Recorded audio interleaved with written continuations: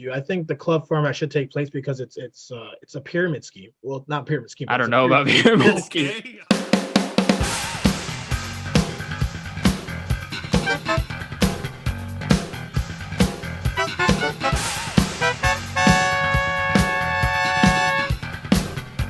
Hi everyone, it's the Sportculation podcast. We are back this week, and we've got some fun. It's we're still locked up in quarantine, and we're still watching all the sport.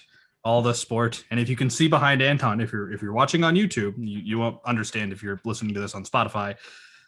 We've got a topic regarding teams. What is it exactly? Well, we're here to talk about the franchise model that American sports leagues use versus the club model that the soccer leagues use, and whether or not it might work out, we'll see. But introductions first, of course. I am Yusuf Rashid. I am Parse. And I'm Anton. That's the only time we've ever gotten it right, and I swear to God, that's the only time we will ever get it right. Welcome the to the outro Sportculation. We'll just fuck it up after that. Welcome to the Sportculation podcast. How do we get this started? Anton, would you? Yes. So I had this idea floating around in my head for a while, thinking of well, you know what?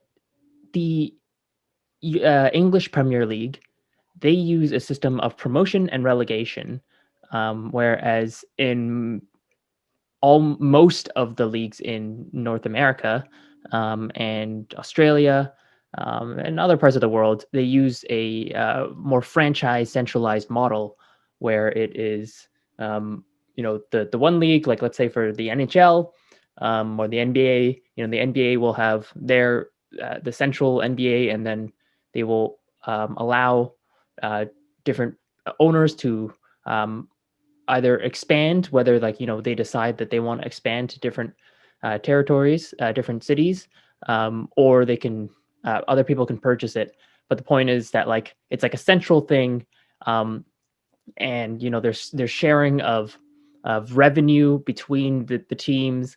There's also more of a lottery system, whereas the Premier League system and the promotion and relegation system is totally different, where it's more club format, where it's each individual club, they come together kind of like a cooperative, kind of like other cooperative companies. If I guess Desjardins is a cooperative company, or I think Ocean Spray is also a cooperative company. It's just a bunch of cranberry farmers who pool the resources together. But in this case, it's a bunch of sports clubs, a bunch of football clubs pooling their, competing against each other. And there's, if they're at the bottom of, at the end of the season, at the bottom, 4 of the league, then they get demoted down to the second tier. And then the people at the second tier, the top people at the second tier get promoted up to the first tier. And I want to know, why don't we have more of that in North America, and why don't they have more of that, the other system? Why is it the way it is what I'm asking. Yeah, I mean, it's a really good dynamic. We're gonna kind of break it down for you guys here in the show. So starting off with the European model, if you guys are not aware, most of the teams there, they're actually doing their whole development and their whole finding the players, finding the coaches, all voluntarily. They don't have a draft system. And I think that's one thing that people are not really aware of. They think that when they watch EPL and all those leagues up in Europe, that they think that they're drafted or whatever. Even look at Luka Doncic. He had to walk on. He got the chance to walk on to numerous amount of teams and prove himself to be at the age of 16 playing in the top echelon of basketball in Europe.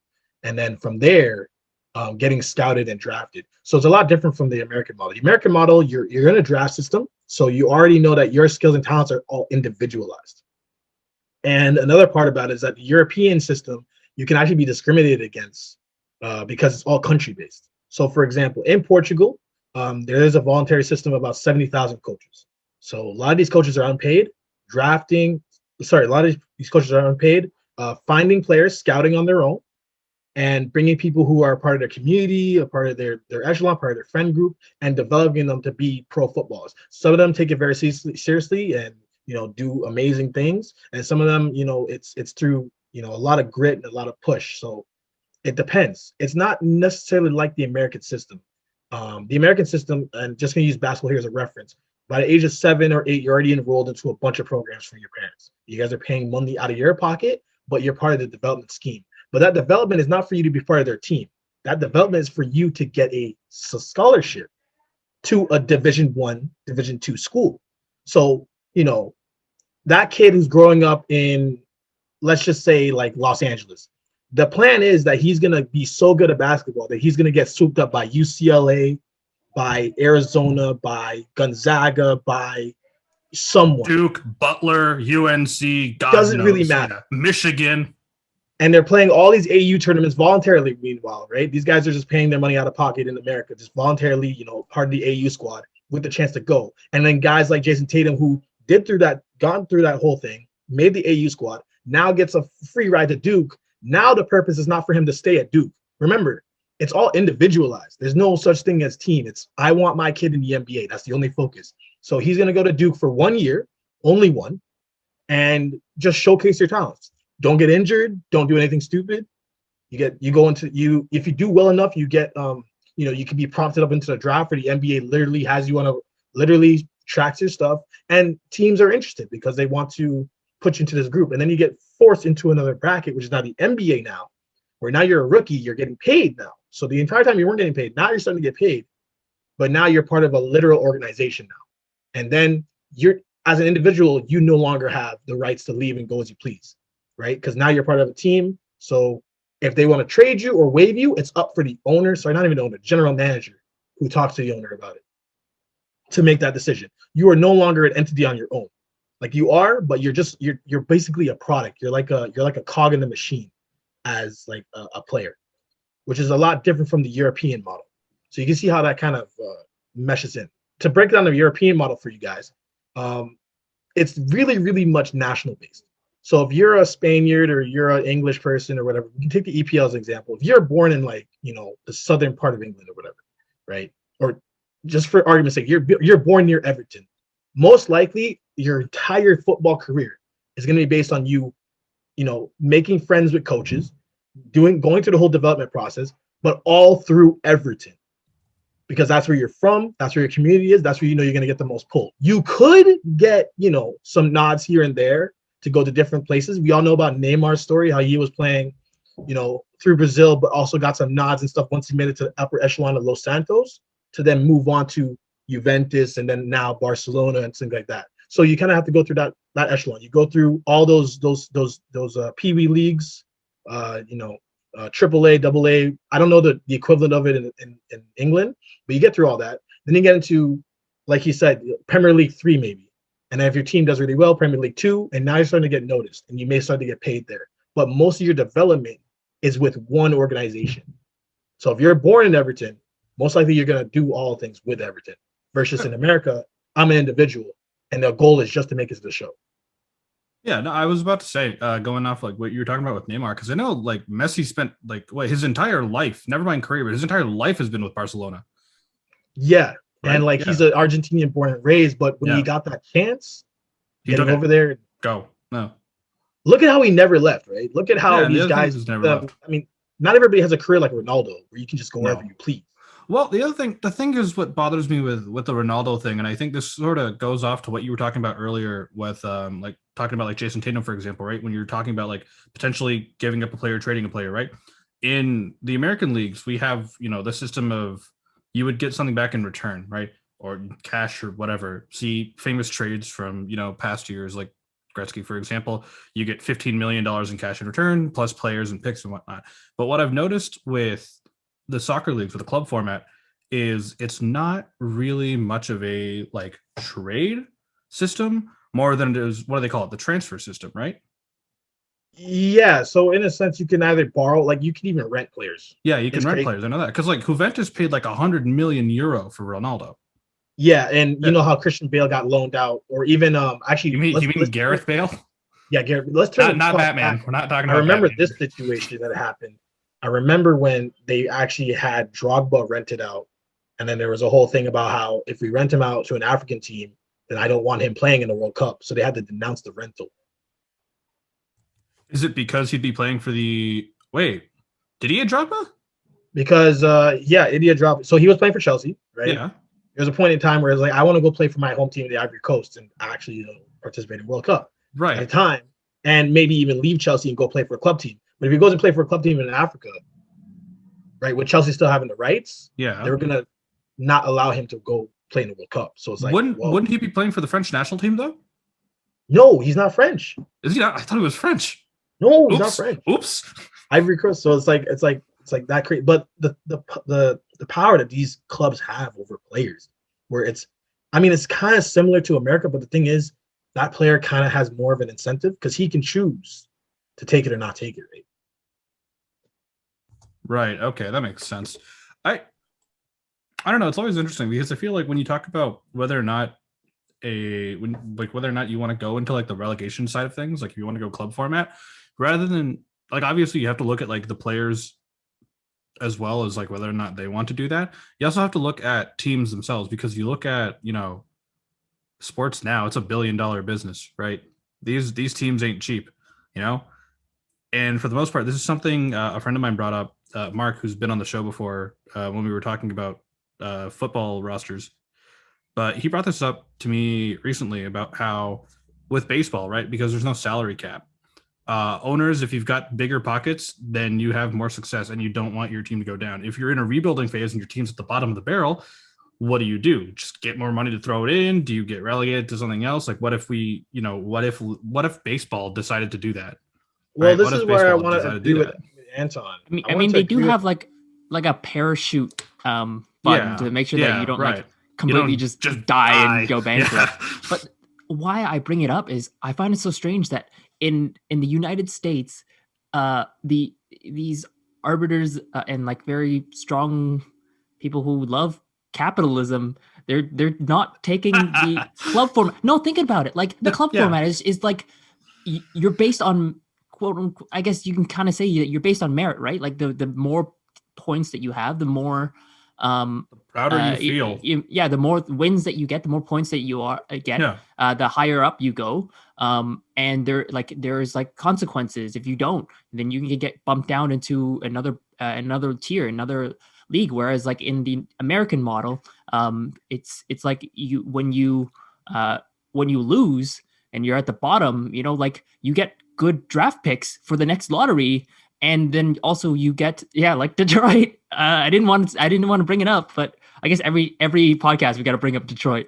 Well, that's the thing. I really agree with you. And so like, sorry, it just like no, carry on. Yeah. So what I was saying was just like the ability to have your team just like have that I guess like it makes it similar to like American capitalism, like that club format. And America loves capitalism, but they don't seem to do it with their own sports. It's basically just a monopoly.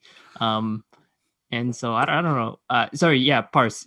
I'm finished my thought. I was agreeing with you. I think the club format should take place because it's a pyramid scheme. Well, not pyramid scheme. I don't know about pyramid scheme. You're not trying to get you to refer 3 friends. Look, if you just give me $5,000 right now, I'll make sure you make millions by the end of it. Okay, it's simple. So, in American sports, I don't know if it feels a little like an echelon, something that you can't really get into unless it's like some special club. It feels like Ivy League because it's such a closed system. There's only 30 teams and they're all based in cities, and there's only a number of people that can participate in it and actually grow in it, right? So it's like it's a closed system, which makes it hard for any Joe to get into. Versus in Europe, you could be an owner of some, low end tier team in the Premier League. Yeah, you could be like with a dream of making it into the Premier League. There's one story I really enjoy is Wimbledon, Wimbly Womblies. The Huda Wada Wimbledoners? Yeah, Wimbledon. Yeah, FC. I think they were the UFC. No, FC Wimbledon. Yes, I think that's the team. FC Wimbledon. They're like 3rd tier English football right now, but previously they had lost their like a new owner came in sometime in early 2000s, I think, or the 90s or something like that. the owner relocated their team to another part of just like way too far, and the fans were upset. So they started their own team, just like fans, held their own, held their own tryouts and everything. And it was like community sponsored thing. And then they started at, I think, the 9th tier English football. And then every year they just went up and up and up until they got to the 3rd tier English football. And so like that ability to like, the 3 of us, I mean, we wouldn't be good at basketball because like we're like these short guys all under 5 feet. But if we wanted to, we technically have that opportunity, right? And so I think that's kind of we could literally sit down together and purchase a team, become an owner of a team, and then scout our own guys, scout our players to play, and see what happens to the point where you do make it to the upper echelon of it. And that type of idea, and then also on top of that, right? You know how, like you said, the two lower teams, they bounce out, and 2 upper. That's good publicity for when you're looking to get sponsors. You think if we did a relegation system, the Toronto Maple Leafs would have gotten their shit together by now? Oh, without a doubt, because the thing about sports in over there in Europe is that if you are trash, most of the time you're not just taking flack from just like people who are fans, you're taking flack from like, everyone. Well, I don't know about the Leafs, because like the Leafs, like they get into the playoffs and then they suck. Like they're fine in the regular season. Yeah. If we want to talk, we got to talk about Ottawa. We got to talk about Buffalo, and of course, we got to talk about Timberwolves. Don't worry. We're coming. Of course, back. Motor City. We got to talk about Motor City. They're coming back. They're coming back. They're coming back. I mean, sorry, Parse, go ahead. Yeah. Imagine, like, if you in the States, right? You could be a terrible team and still make good revenue, still bring in seats, still get the funding you need as a non-for-profit organization through the NBA. You still do all of that stuff, even potentially get the bailouts too. Versus in Europe, it's not like that. Once you crumble, you're done. But you're not for profit. You're the NBA organization itself is not for profit, I believe, and then every other franchise is. No, I'm pretty sure NBA is for profit when they started. Okay, yeah, I think NHL is still not for profit. I think the NFL is still not for profit as well. I think they might have changed. I don't remember, because the thing is, like, to be a non-for-profit, there's like a lot more bureaucrocy involved. Yeah, that's true. And the NFL is the NFL. Just didn't want that, and I think that's why the NBA went the profit route. Yeah. But regardless, I think like the club format presents like a very interesting idea. Unless you, as the entrepreneur, are the person who wanted to start a league, like you wanted to start, the Premier Lacrosse League. Actually, no, that's not a good example. That's a totally different thing. Like the American Ultimate Disc League, or the these kind of like fringe sports, where you want to be the person who starts this league. You want to be the Gary Bettman. You want to be the Adam Silver. As well as being the founder, right? And then getting all that money. So I guess there's like there's ambition behind wanting to be that, but I think it's just you get a lot more interesting sports behind possibilities of the promotion relegation system, or at least maybe like have one, like I don't know if there's enough demand to have 2 competing leagues, like previously when they had the NBA and the ABA like battling it out. So I don't know if you'll be able to have like a franchise league and a club league. I don't know if that's possible. Financially. See, that's the difficult thing, is like when you think about like say the NHL, for example, right? If we set up the relegation system in the NHL, bottom 2 teams, okay, by Buffalo and Ottawa, where are you going though? To the American Hockey League. You're gonna have grown men in the Ottawa Senators and whatever's left of the Buffalo Sabres by that point playing in the AHL. And then would you just say, okay, top teams in the AHL move up? No, does that make sense? No, because they're still minor league affiliates, right? But then the thing is, like, the whole, like, it would just have to be like rebuilt from the ground up, like a whole pretty new much, thing. You'd have to like destroy it and just because Buffalo and Ottawa, they got good draft picks, but we're in the club format, you wouldn't necessarily have that unless someone like a sponsor just comes in and just puts like a fat paycheck, and they're like, great, we got a bag, we're gonna secure a couple of good players. Like that's the only way that you're gonna have that. Whereas in the NHL or the NBA, then you would need that like draft lottery system to hopefully get the better draft picks. To hopefully get better draft picks and be good, unless again you're the Buffalo Sabres. Yeah, although Here's I mean like Ottawa's just not that good. Like every time they get good players, they're just like, let's screw this up. Yeah, here's another thing. We'll find a way. So in the European, what you actually find is that you actually find higher competition because the amount of people who would have been regulated, like in American sports, to just be outcasts, they now would get an opportunity to play for different club teams and become part of those franchises and still get paid. So I get what you're saying with the ABA and you know, multiple leagues. Or if we did it with baseball, you have an NL and an AL, but if there was like separate, it might make the play even more competitive. But at the same time, it'd just be so confusing. We'd have to revamp the whole system. But another thing, this is I think why America should do it, is because there's been a lot of talk of globalizing the NBA, making it, you know, across many different continents, like and things a like worldwide league. making the NFL try to run games in London for a while because they know there's a fan base out there and they want to go ahead and tap into that. Obviously, for more revenue. By making it a club format, it makes it a lot easier to tap into those things.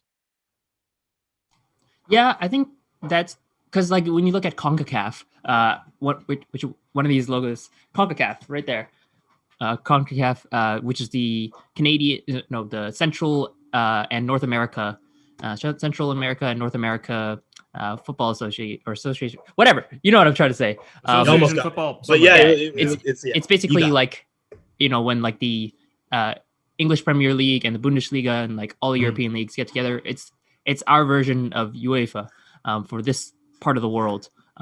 Like the way that happens is also like kind of like promotion and relegation. And so I guess like club format allows for that more. And you look at, you know, IHF, I believe that's also double AHF, yeah. Yeah, isn't that also like promotion and relegation just like based on merit of that's for mainly the international stuff, like for actual international tournaments, but yes, sort of.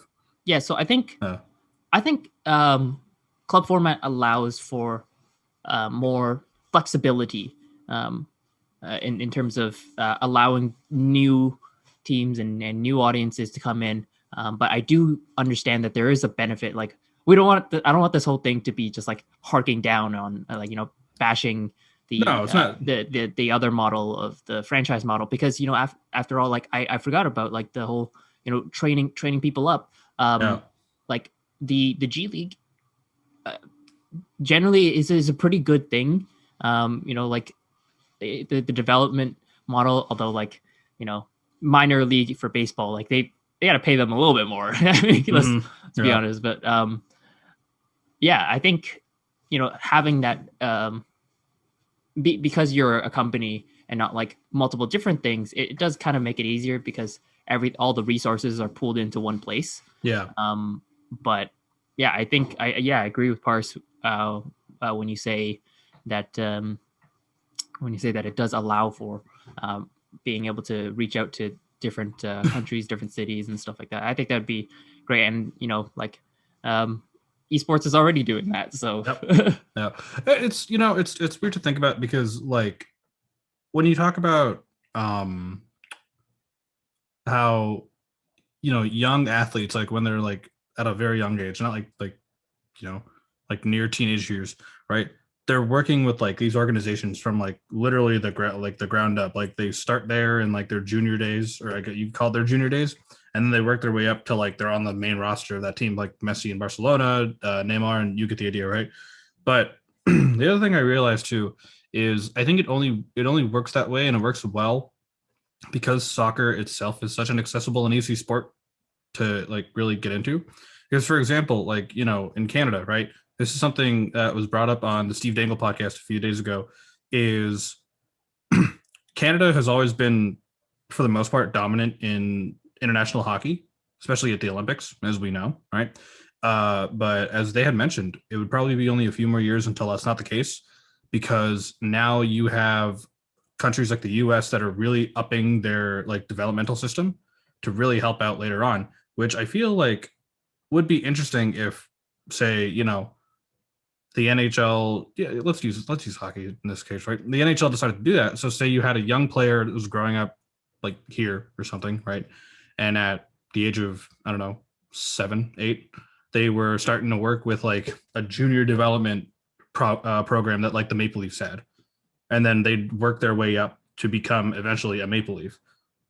Would that have the same effect? I'm not entirely sure as it does in soccer, because it's really like, the other thing too is hockey is very hard to get into because it costs a lot of money.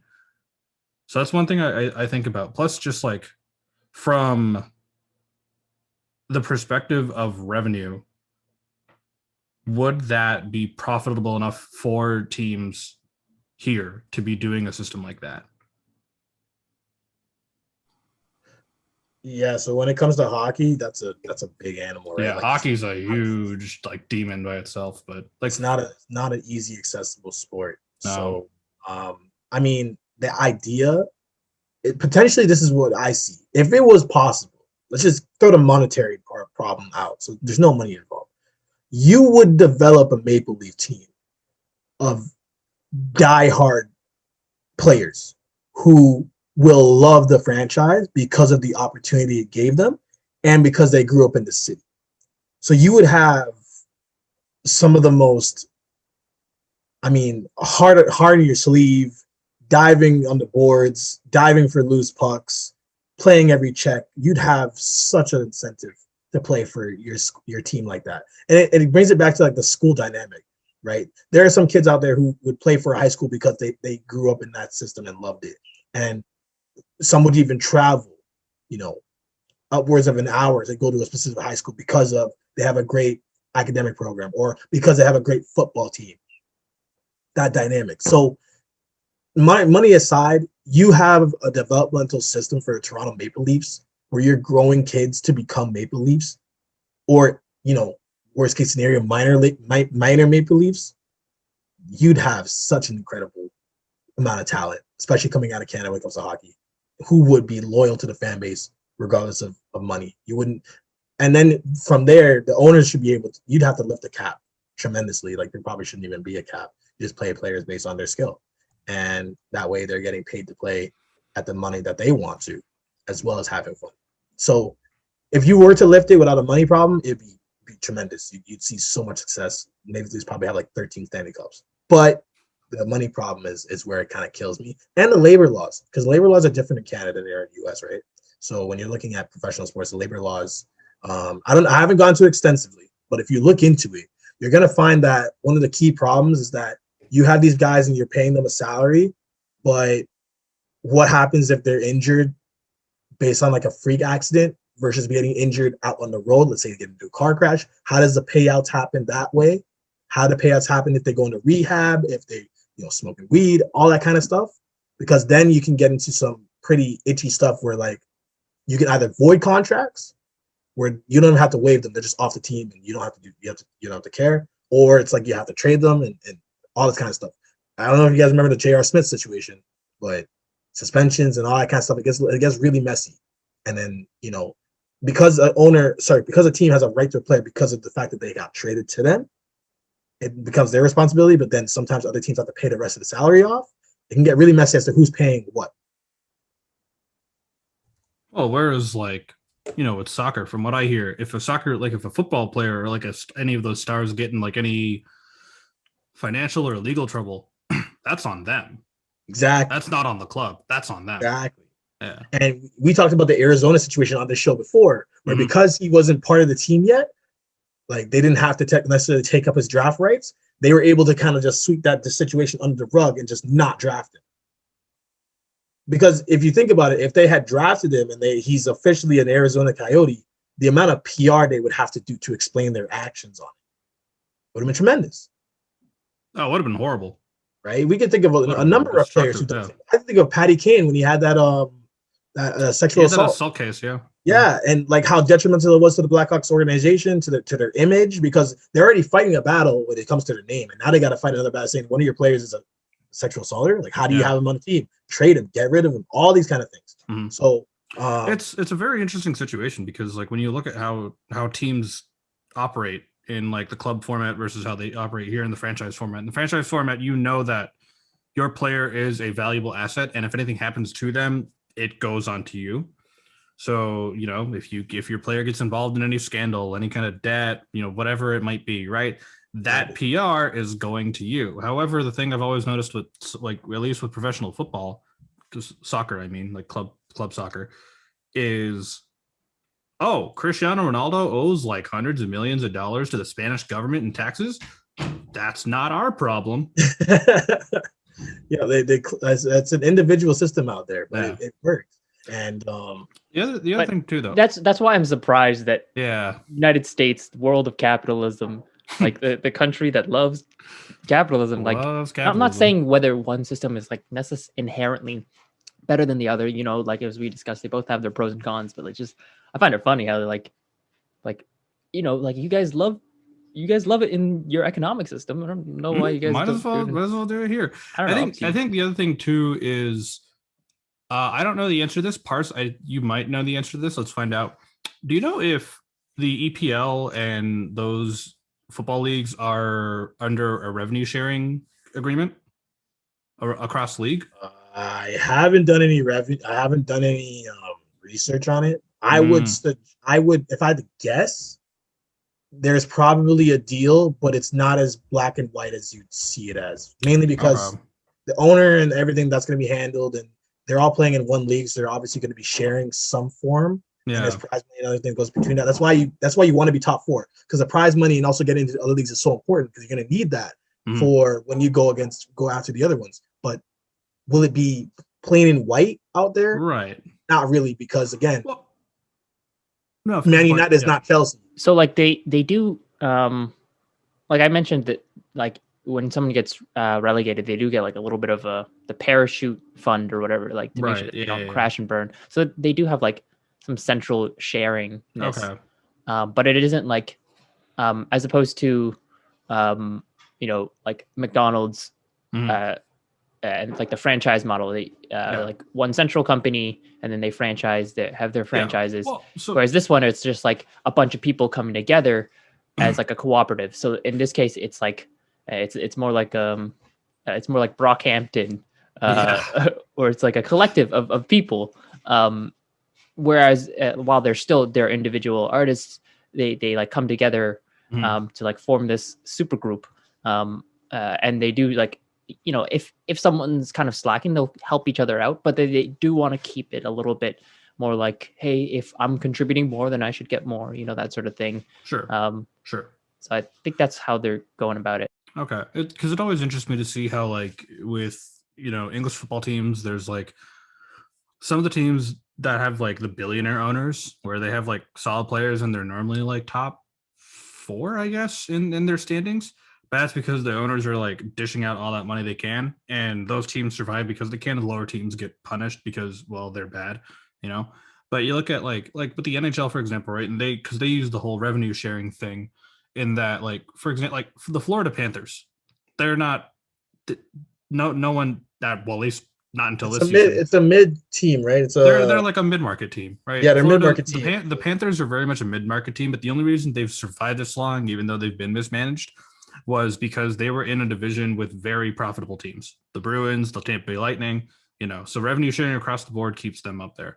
But to see what would happen if, the NHL decided, or like even the NFL decided to, actually, if any league, what am I saying? Detroit would be last in all of them.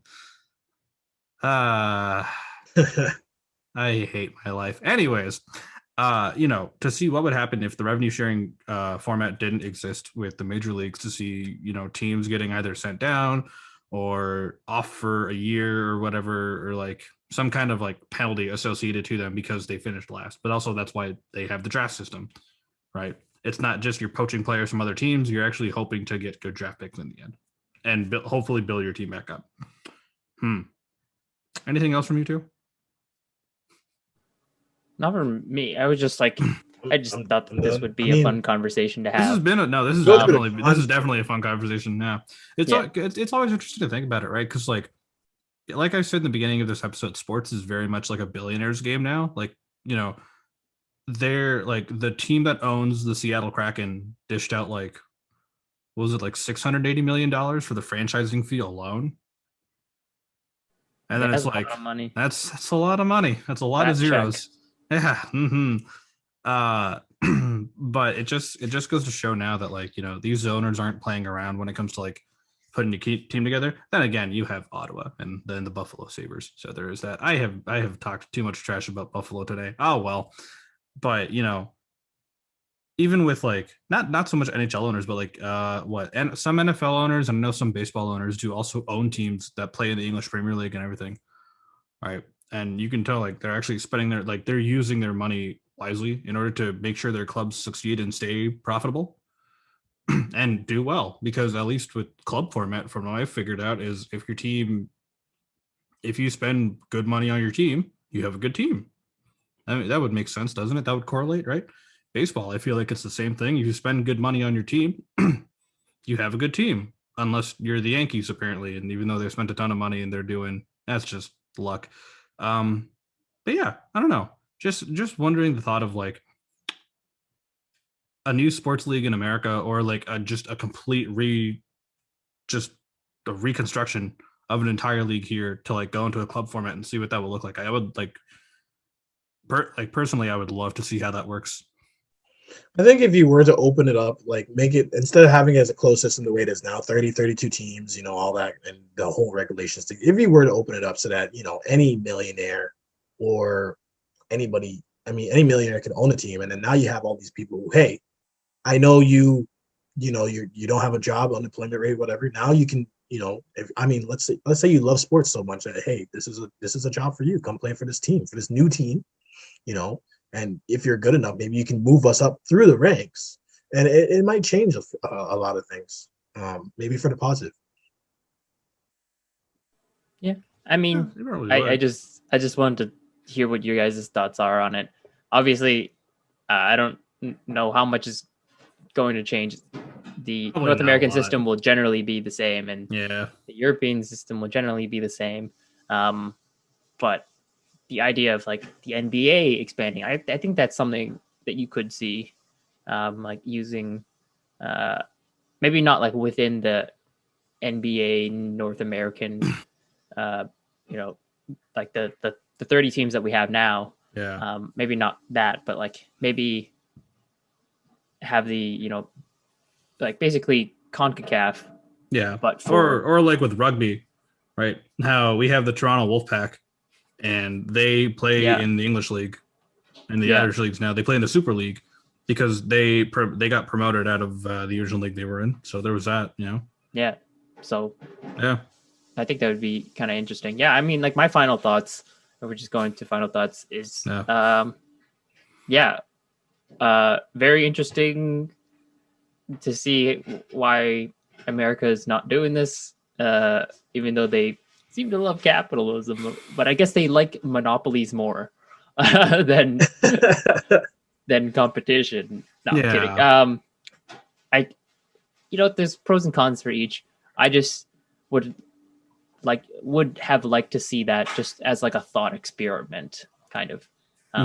So yeah, if you're listening, this was just a fun thing to talk about. This was fun. Yeah. I think the other thing too I think about is like the way fans react to their teams, obviously, and if you had a system where, we went to relegation and your favorite team, or like the team you like cheer for, gets, relegated down to like a inferior, like a tier 2 league, right?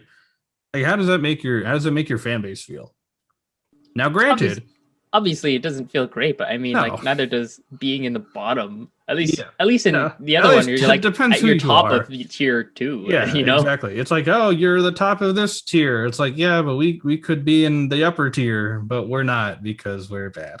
It's like, I don't know. It's really weird to think about. But it's one of those things where I would love to like one day sit down again, maybe in a while, to like have this conversation again and see like if we could figure out in a way. Now we are no way experts in any of this at all.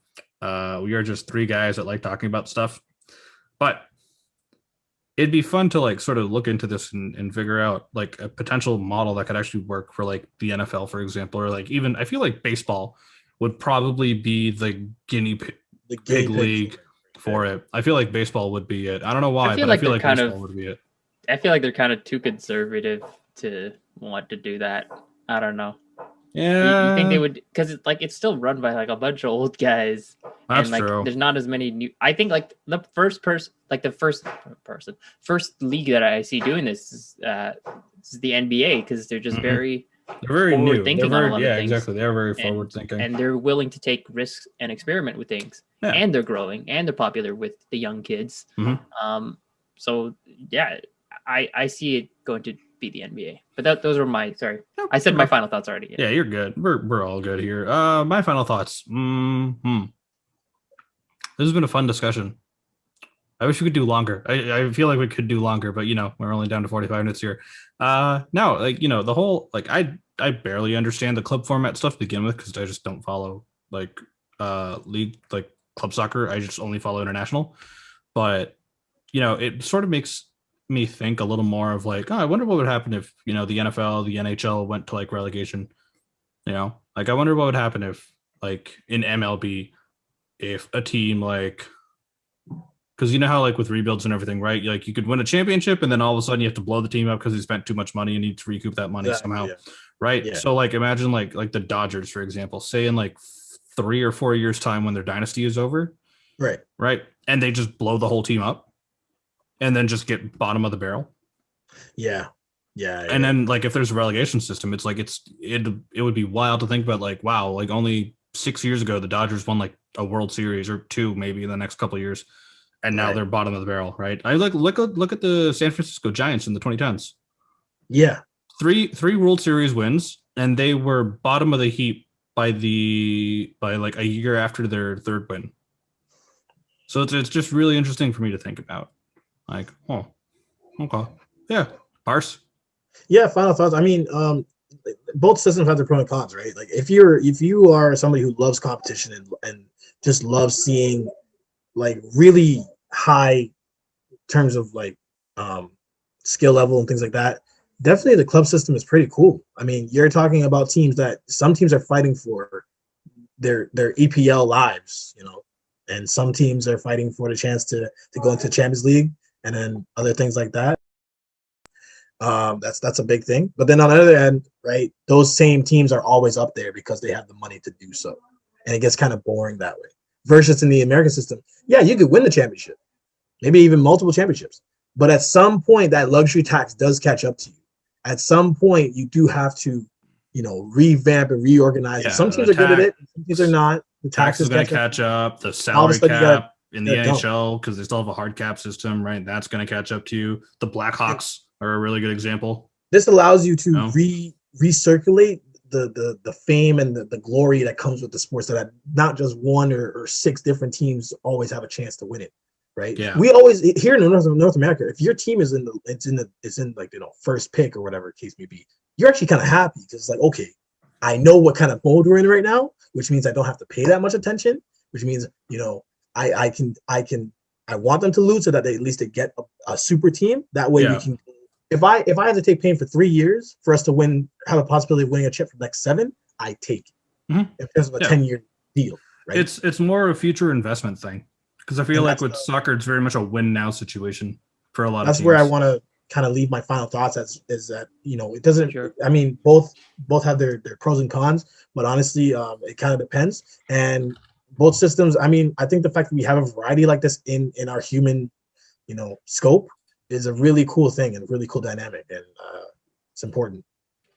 Yeah. I'm just going to quickly look this up as we finish off, but just to talk about this, because I know we just finished this off with like talking about parity and whatnot, basically. But okay, so let's see. Let's go back 10 years. So 1, 2, 3, 4. So okay, so 1, 2, 3, 4, 5. Got it. Okay. So I just quickly looked this up. In the English Premier League in the last 10 years, there have only been 5 different teams that won the English Premier title. Right. It was Man U, Man City, Chelsea, Leicester. I remember that year. That year was really weird. And Liverpool. Right? Yeah.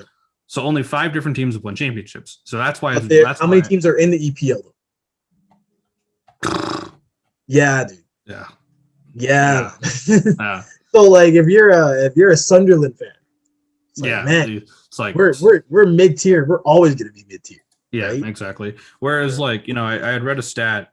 This is where we'll end, I guess. But even though we already did final thoughts, I should have brought this up earlier. Damn it, darn. I was reading up a stat about like the number of like different champions we had in the NHL and in the NBA and whatnot in the last 10 years. Like in the NHL, I can name it off the top of my head right now.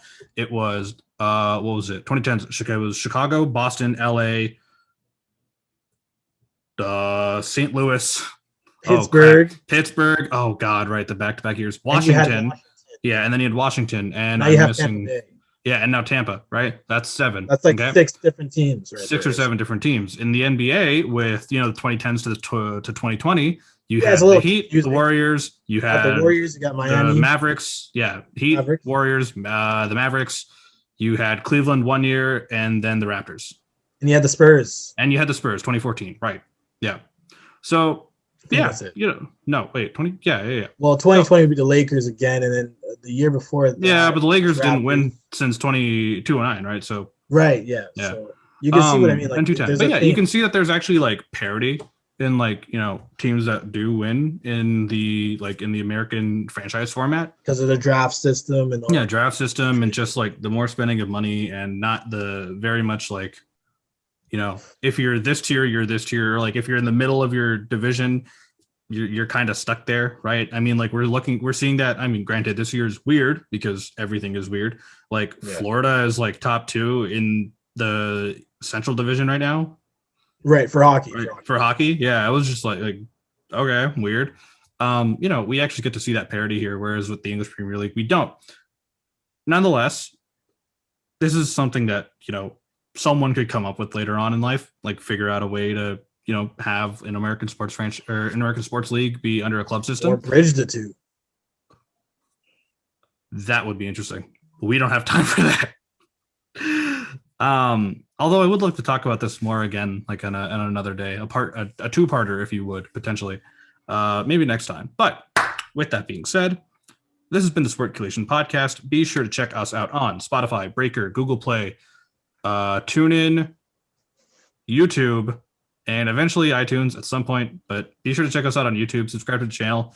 We got all our episodes, most of our episodes there, including some other dumb stuff I'm going to be posting up there in the next month or so.